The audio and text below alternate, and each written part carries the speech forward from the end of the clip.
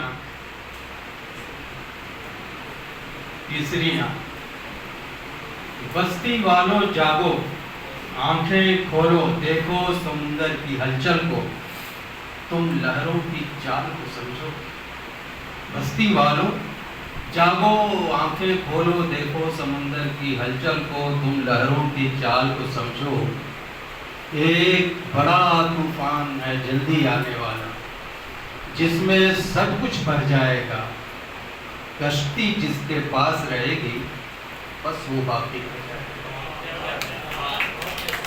कश्ती जिसके पास रहेगी, बस वो बाकी रह जाएगा। उठो सब सामान जुटाओ, एक बड़ी सी नाव बनाओ। मुझको मत दीवाना जानो, बुरा भला कहने में मुझको अब मत अपना वक्त गमाओ। अब मत मेरी हंसी उड़ाओ।